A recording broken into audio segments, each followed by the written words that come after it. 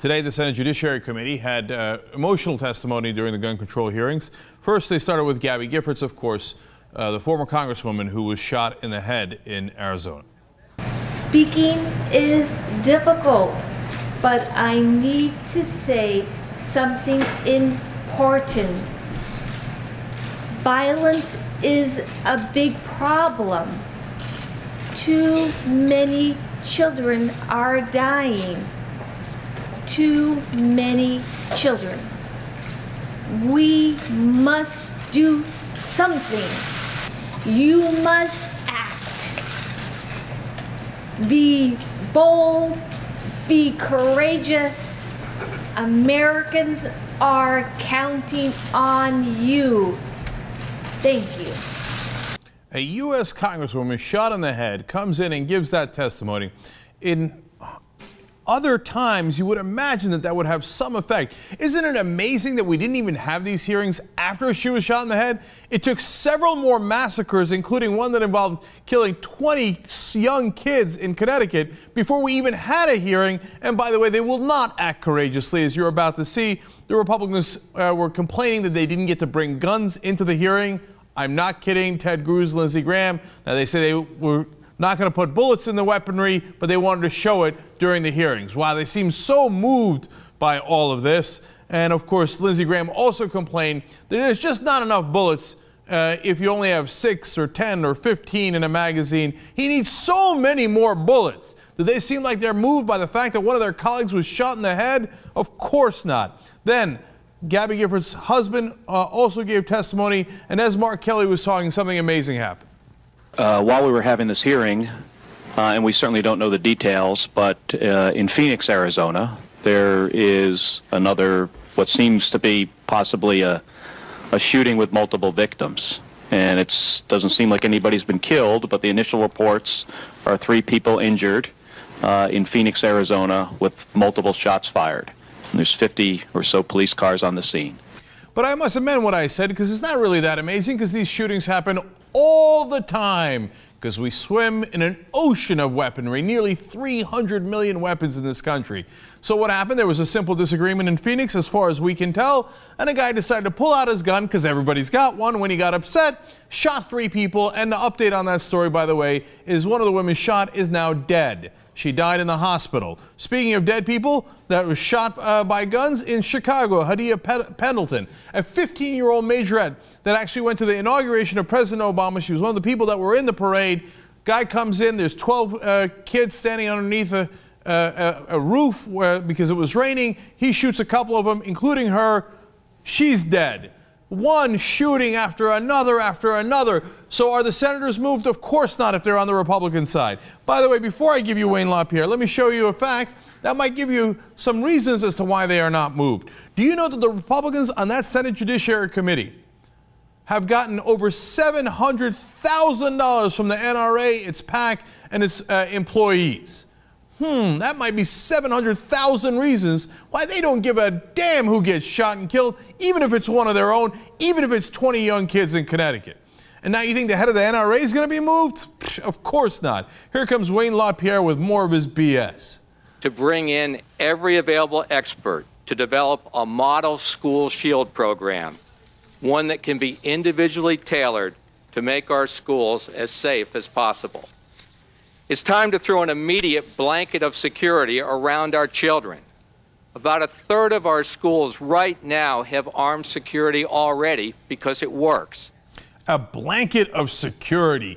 Please. I don't want guns anywhere near my kids. An armed guard in Minnesota just last week, left his gun behind where 5-year-olds could grab it in the bathroom. Nicely done. That's a terrible idea. Of course, the NRA, which represents the gun manufacturers, their brilliant idea turns out more guns in the schools. By the way, let me show you stats on that. The NRA contributions. Well, in 2004, they used to receive $46.3 million of contributions outside of their membership. This is not their membership. Now in 2010, it is $71 million. Now, to give you a sense of how much the NRA has gotten in contributions since 2005, when they started taking corporate money, gee, which corporations are going to donate to the NRA? Of course, the gun manufacturers. $38.9 million donated by the firearm industry since 2005. And 2005, coincidentally, the same year that the NRA decided they were going to do a public lobbying campaign to make sure that gun manufacturers could not be sued for the violence that their guns create. 22 different firearms makers giving money to the NRA. And look at that. Wayne LaPierre goes out and says, no, more guns, more bullets, more high-capacity magazines. So you think that he doesn't want the gun sales that happen without any check, the background check on it? No, he loves that. That's how you funnel more guns into illegal criminals' hands. You sell more guns that way. And by the way, Wayne LaPierre gets about $1 million a year for that job, funded partly by those gun manufacturers who don't give a damn if it's in the right hands or the wrong hands, as long as we're all getting shot and they make more money. Now, LaPierre is going to be challenged by Senator Leahy. Listen to what Leahy says about LaPierre's position in 1999. That quote is absolutely accurate and shows you what a fraud LaPierre is. That before he started taking money from gun manufacturers, he was in favor of background checks. Watch. And you testify, quote, nobody's more committed than we are to keeping guns out of criminals' hands. I assume you're still just as committed to keeping guns out of the hands of criminals. Is that correct? Yes, sir. Now, in your testimony in 99, you supported mandatory instant criminal background checks for every sale at every gun show. You said, quote, no loopholes anywhere for anyone. Do you still, as you did in 1999, still support mandatory background checks at gun shows? Yes or no? Yes or no? And the reality is, you can't answer that question. Keep going. We supported the National Instant Check system on dealers. I'm talking about gun shows. Should we have mandatory background checks at gun shows for sales of weapons? If you're a dealer, that's already the law. If you're talking... That's not my question. Please, Ms. LaPierre, I'm not trying to play games here, but if you could, it'd help everything. Just answer my question. Senator, I do not believe the way the law is working now, unfortunately, that it does any good to extend the law to private sales between hobbyists and collectors. Okay, so you do not support mandatory background checks in all instances at gun shows?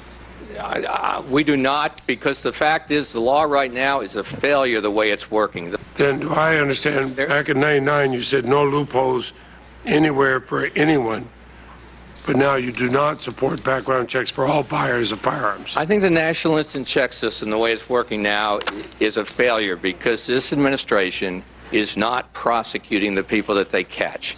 LaPierre, my time is up. With all due respect, that was not the question I asked, nor did you answer it. But I think it is the answer. No, it's not the answer. You can't answer that question because before you started taking money from gun manufacturers, you said, well, obviously background checks. In every case, it makes total sense. Now you say, in no case does it make sense because you got paid to say that because those guys make more money if there's more gun sales there that goes in the hands of the drug cartels and the criminals, etc.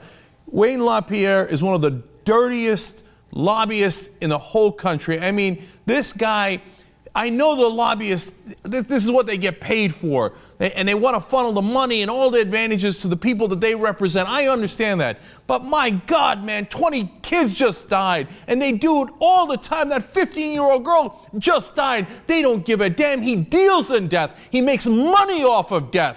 And apparently, he enjoys it. Ha, before I thought background checks made great sense. Now I think they don't make sense. So what? I get paid either way, and I already paid the Republicans on this panel, so I'm wasting my time here. They're going to vote exactly as I told them to vote. So Senator Leahy, you can have all the wonderful points you want. It doesn't matter. Gabby Giffords can come and give an emotional speech. It doesn't matter. I already bought the Republican senators. I've already won this, and I did it through the money. Dick Durbin's going to take him on one more case for what it's worth. My problem with background checks is you're never going to get criminals to go through universal background checks. I mean, they're all the law-abiding people. You'll create an enormous federal bureaucracy. So we're going to make all those law-abiding people go through the system. Mr. LaPierre, that's the point. The criminals won't go to purchase the guns because there'll be a background check. We'll stop them from the original purchase. You missed that point completely. And I think it's basic. Senator, I think you missed it. Let there be order. Senator, I think you missed the point. I got paid millions of dollars to miss that point. And by the way, so did the guy sitting right next to you and on the other side. We all got paid off of it, Senator. That's why we missed the obvious. But oh, golly gee. Oh, during the gun shows, there's a loophole and then anybody can buy it? All that talk I said about, oh, the criminals shouldn't get the guns. Oh, the criminals can buy it with no background check? Oops, is that 40% of the gun sales in America? Oh, golly gee, I guess I must have missed that. You fraud. Some of the worst people on earth, man. No conscience whatsoever.